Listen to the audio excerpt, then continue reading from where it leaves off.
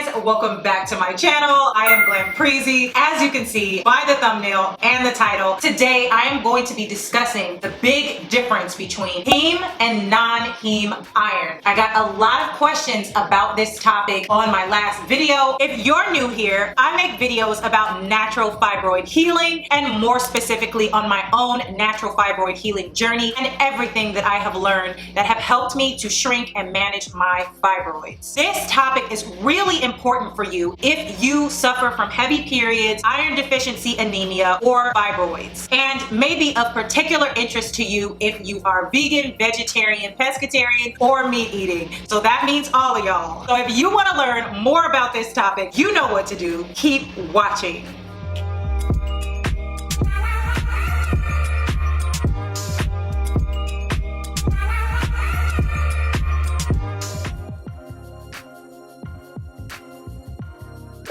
Welcome in. As I said, I am GlamPreezy and thank you for tuning in to another video. If you're new here, hey girl, hey, and to my returning subbies, thank you guys so much for continuing to hold me down on this journey. Today, as I explained, I'm going to be talking about the major differences between heme and non-heme iron. As we all know, iron is essential for blood health, for energy levels, and overall well-being, especially for us girlies that have heavy periods and suffer from fibroids and other hormonal imbalances that cause us to be iron deficient. In my last video, I talked about why I continue to stay on the paleo diet to help shrink and manage my fibroids, and more specifically, why I continue to eat meat during this journey. And many of you had questions about me mentioning heme and non-heme iron. So I thought I would come on and go into great detail about the two. If you have not already subscribed to my channel, I'm going to encourage you to subscribe to the channel as I post videos on natural fibroid healing every single week. And to my loyal subbies, please make sure that you have your post notifications turned on so that you are not missing any of this good juicy information, girl. And without further ado, you know what time it is. Come on in, we got some things to discuss. And before we get started, you know I got a beverage, right? Today, I'm going to be drinking GT Synergy Raw Kombucha. This is their Living in Gratitude Fall Edition Kombucha. The artwork on here is so beautiful. Like, it just puts so much detail into their products. I will forever love GT Synergy, you guys. This one has apple, turmeric, carrot, and spices in here, and it is phenomenal for gut health. And I'm going to read this directly from the National Institute of Health because you know I don't like to miss anything at all. Iron is a mineral that is naturally present in many foods, added to some food products, and available as a dietary supplement. Iron is an essential component of hemoglobin, an erythrocyte protein. Erythrocyte is a red blood cell that transfers oxygen from the lungs to the tissues. So that's a really important job. And if you have ever suffered from iron deficiency anemia like I have, that means that your body does not have enough iron to produce red blood cells. And as I said, red blood cells carry oxygen. So it's really important if you are anemic that you watch the rest of this video. And from the World Health Organization, it is said that anemia is estimated to affect half a billion women from ages 15 to 49. So obviously this is a major issue. And why is this relevant to you if you have fibroids? Well, yes, fibroids can cause iron deficiency anemia. As we know, fibroids can cause heavy menstrual bleeding, which results in loss of iron and hemoglobin. So let's go further. This is a very important issue. I myself suffered from life-threatening anemia due to menstrual blood loss. I had to have an emergency blood transfusion, and I also had to undergo many weeks and months of intravenous iron, and it is not fun. It was a really awful situation for me, which is the reason why I was under the care of a hematologist for such a long time.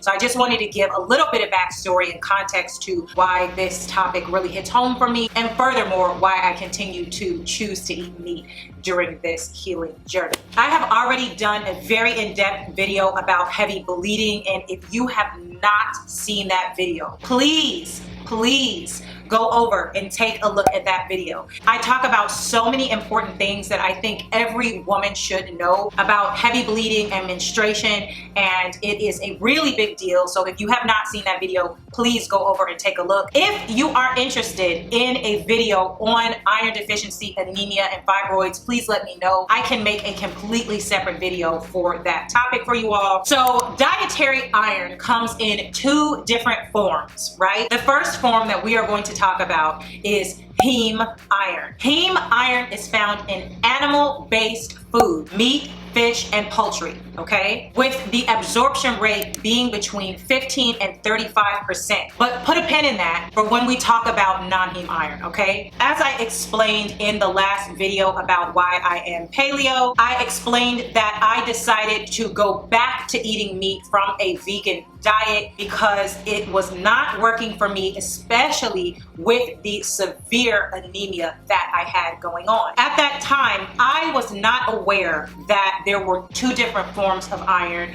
and I thought to myself, well, hey, veganism seems to be very healthy and I'm feeling really ill, so I want to do the healthiest thing possible, right? So I switched my diet without consulting with my doctor at the time and decided to become vegan. It was one of the worst things that I could have done for my health at that time, and it really exacerbated my anemia issues as well as a boatload of other symptoms that I started to experience, like hair loss, fatigue that was so bad that sometimes I couldn't even work, you guys. I had the worst headaches. Obviously, you know, if you are anemic, the chewing of the ice was so severe. My skin was so dry and I was jaundiced and I was just so sick. So I mentioned this not to influence your food choices, but just to let you know my experience, because if I had watched a video like this, then I would have been able to do some research, talk to my doctor,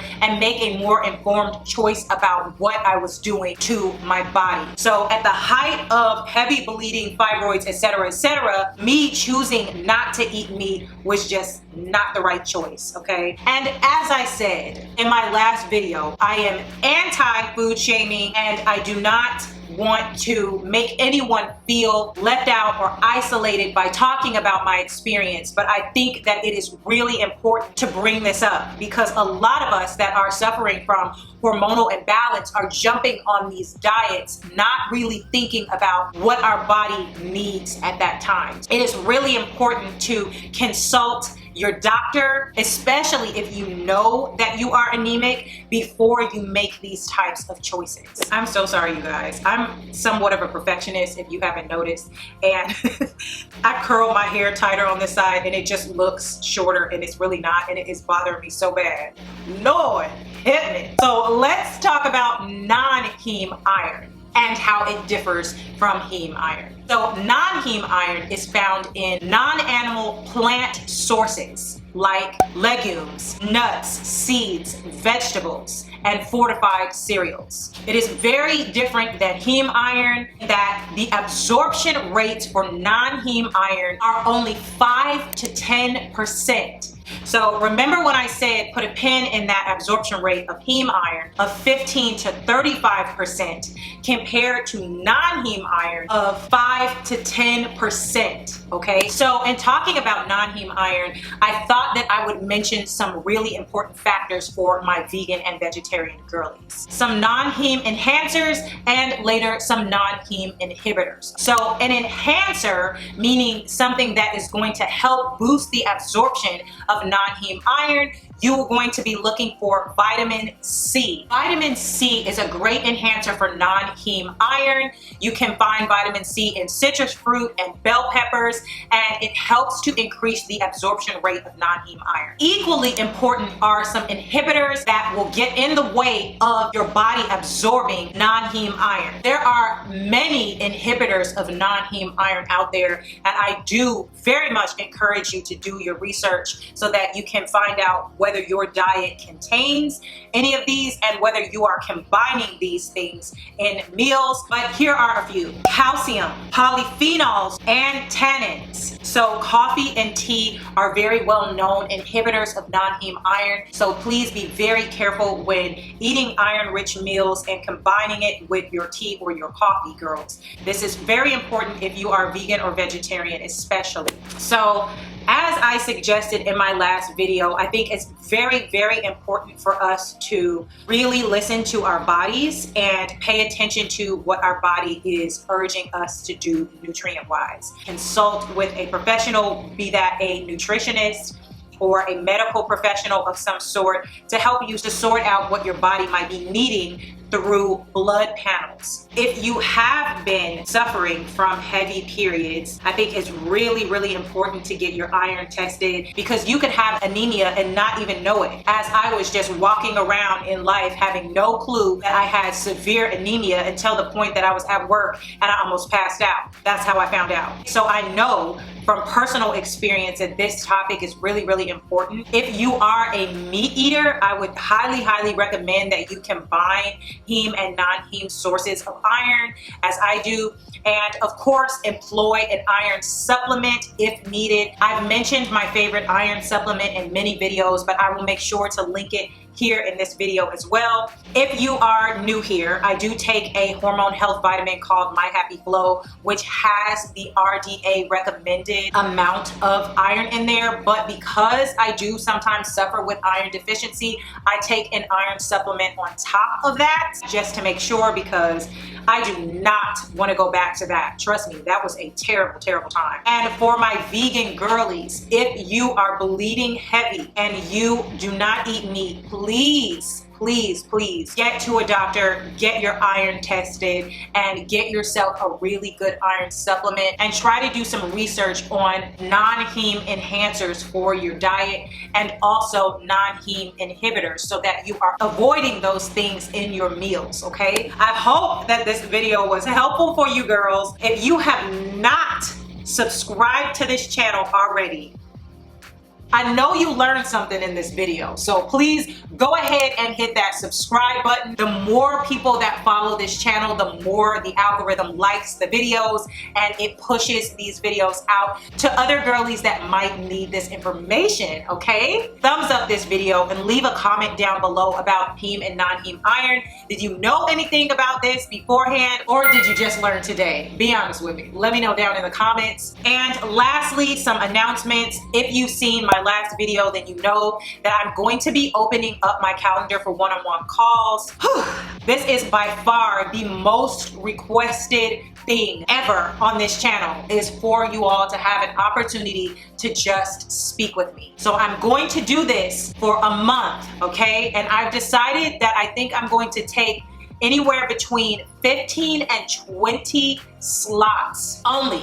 So please, please, if you are interested in a one-on-one call, go over to hotgirlhealthjourney.com. That is my website, and subscribe to my mailing list. My mailing list will get the notification first for booking. If you are interested in that at all, please go over and sign up for that. Obviously, as I said before, I cannot give you medical advice. However, you can ask me any questions that you like about this journey, about things that I've done. If you are just looking for support, if you just want somebody to talk to, whatever the case is, if you are going through fibroids and hormone imbalance and you want to talk to your girl, make sure that you sign up for that. I'm so excited to get to know you girls one-on-one, and I have asked that everybody not be crazy. Don't make me regret this choice now, all right? And if you are not new here, then you know that I'm down to do whatever to help you guys. I really want to be an agent for change in this fibroid space, because we just don't have enough support. And if I can offer my support, I'm going to do that each and every time. Speaking of support, while you are here, please take a look at the next video. I made this just for you. So go ahead, click this video and learn more about natural fibroid healing. I love you, and I cannot wait to see you in another video. Happy fall.